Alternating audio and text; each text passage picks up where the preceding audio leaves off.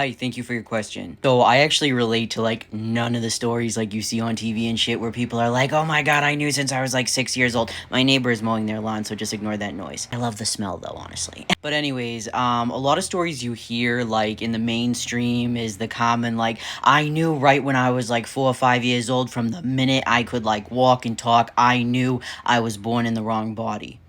And listen, I am somebody who has been in therapy for documented gender dysphoria since 2008.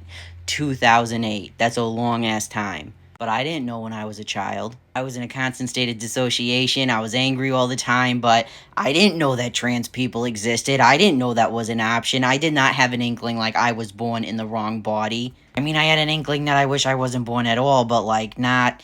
I didn't know that. I didn't even know that being trans was an option. And there's a lot more people like me out there than people lead you on to believe. There's a lot of people with stories like mine that don't fit the traditional like mold of like trans stories that we see in the mainstream media. And I got a theory about that.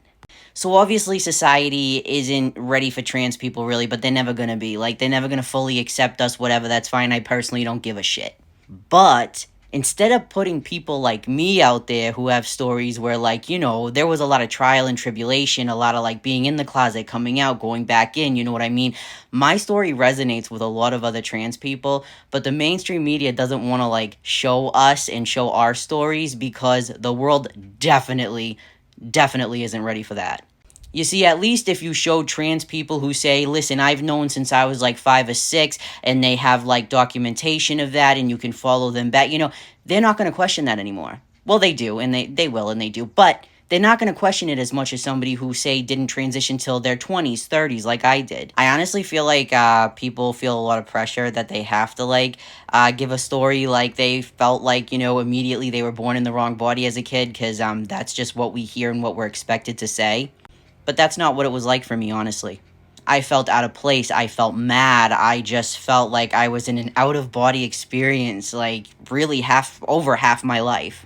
But I didn't meet my first trans person until I went to an LGBT support group back in like maybe '06. I was 16 years old. And then I realized like being trans wasn't just something you saw in like headlines, like, you know, like miles and miles away. Like people near me could transition. Like this was a reality near me. It could happen. And that's when I started to realize. But I still went in and out of the closet constantly. Because not everyone's story is straight to the point.